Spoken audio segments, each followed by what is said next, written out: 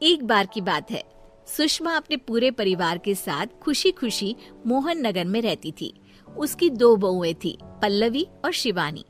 एक दिन दोनों बहुएं रसोई में काम कर रही होती है कि तभी उनकी सास सुषमा उन्हें बुलाती है। अरे बहू, जरा इधर तो आना। शिवानी, जरा जाकर देखना सासू माँ क्या कह रही हैं। दीदी आप ही देख लो ना जाकर, आपको भी तो सुनाई दे रहा है। अरे मैं आटा गूंद रही हूँ ना, तुम चली जाओ। हाँ तो मैं भी तो सब्जी काट रही हूँ ना दीदी। अरे बहू जल्दी आओ। ओह, ये तो जाएगी नहीं, मैं ही जाकर देखती हूँ कि क्या करना है। पल्लवी सुषमा के कमरे में जाती है। जी मम्मी जी, क्या हुआ? शाम को घर पर कुछ मेहमान आने वाले हैं, तो तुम अच्छा सा खाना बना लेना बहू। ठीक है मम्मी जी, आप बता दीजिए क्या क्या बनाना है और कितने लोग आ रहे हैं। सुनील की मौसी जी और उनका पूरा परिवार आ रहा है। कुल मिलाकर 3 लोग और हमें मिलाकर हुए 9 लोग। तो अभी से ही तैयारी करना शुरू कर दो। और हाँ, घर की सफाई भी कर देना, हाँ अच्छे से। जी मम्मी जी, सब काम हो जाएगा, आप चिंता मत कीजिए। पल्लवी शिवानी को घर में मेहमान आने वाले हैं इसके बारे में बताती है। क्या 9 लोगों का खाना बनाना होगा, घर की सफाई करनी है? बाप रे, सासू माँ ने तो हमें घर की नौकरानी ही समझ कर रखा है। ऐसा नहीं बोलते शिवानी, हम इस घर की बहू हैं और घर के काम करना हमारा फर्ज है। दीदी तो है ही सासू माँ की चमची, जब देखो सासू माँ सासू माँ। मैं तो इतना सारा काम नहीं करने वाली। शिवानी कपड़े लेकर गमला साफ कर रही होती है और चक्कर आने का नाटक करने लगती है। मेरा सर चकरा रहा है। तभी वहाँ पल्लवी और सासू माँ जाते हैं। अरे बहू, क्या हो गया तुम्हें? मम्मी जी, बहुत तेज सर में दर्द हो रहा है। तुम एक काम करो शिवानी, आराम कर लो। नहीं नहीं दीदी, घर में मेहमान आने वाले हैं, मुझे आपकी मदद करनी चाहिए। अरे कोई बात नहीं शिवानी, तुम आराम कर लो, मैं सब काम कर लूंगी।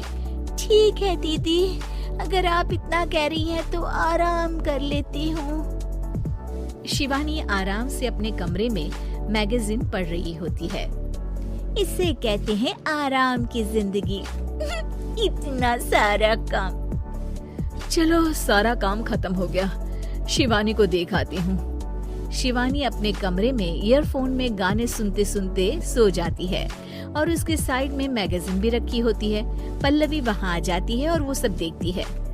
ओहो, तो मतलब सब काम चोरी का बहाना था। अभी बताती हूँ इसको। घर का सारा काम मुझे करना पड़ा और ये महारानी यहाँ मैगजीन पढ़ रही है, गाने सुन रही है।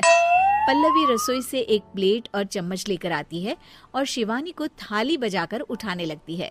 शिवानी अचानक से उठती है। उठ गई महारानी, गाने भी सुन लिए, मैगजीन भी पढ़ ली। तुम तो बहुत बड़ी झूठी निकली शिवानी। तुमने सर दर्द का बहाना बनाया ताकि काम करने से बच सको। हाँ बनाया बहाना, तो क्या करती, इतने सारे काम करती। मुझे कोई शौक नहीं है चापलूसी का। क्या चापलूसी? तुम्हें लगता है कि मैं सारे काम चापलूसी के लिए कर रही हूँ? नहीं तो क्या। तभी वहाँ सासू माँ आ जाती हैं। अरे बहू, वो लोग बस आने ही वाले हैं, तुम तैयारियां कर लो। जी सासू माँ, तुझे तो मैं बाद में देखती हूँ। सब खाना खाने बैठते हैं और खाना शुरू करते हैं। तभी सुनील की मौसी बोलती है। वाह भाई वाह, खाना तो बहुत ही अच्छा बना है सुषमा जी, एक एक चीज में क्या स्वाद है। ये सुनकर शिवानी मुंह बना लेती है। उसे अपनी जेठानी की इतनी तारीफ रास नहीं आती। आपकी बहुएं तो बहुत ही अच्छा खाना बनाती हैं। हाँ बनाती तो दोनों ही अच्छा है, पर आज ना ये सारा खाना बड़ी बहू ने बनाया है। छोटी बहू की तबीयत ठीक नहीं थी, सो इसलिए। मानना पड़ेगा सुषमा जी, आपकी बड़ी बहू तो बहुत ही गुणवान है। पल्लवी की तारीफ सुनकर शिवानी को जलन होती है। पल्लवी ये सुनकर खुश हो जाती है और शिवानी की तरफ देखकर उसे चिढ़ाती है। कुछ देर बाद मेहमानों के जाने का वक्त हो जाता है। मौसी जी सबके लिए उपहार लाई होती है। वो सबको शगुन के पैसे देती हैं और अंत में पल्लवी के पास आती है। तुम्हारे लिए शगुन का लिफाफा तो है ही, पर बहू तुम्हें एक और उपहार भी मिलेगा इतना अच्छा खाना बनाने के लिए। मौसी अपने सोने के कंगन निकालकर पल्लवी को पहना देती है। ये लो, ये मेरे मनपसंद कंगन है, अब से ये तुम्हारे हुए। धन्यवाद मौसी जी। ये देखकर शिवानी तो पूरी तरह से जल जाती है और गुस्से से रसोई में चली जाती है।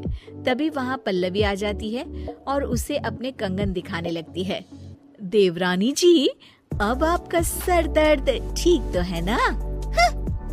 मुझे लगता है कि अब सर दर्द शुरू हो गया होगा आपका।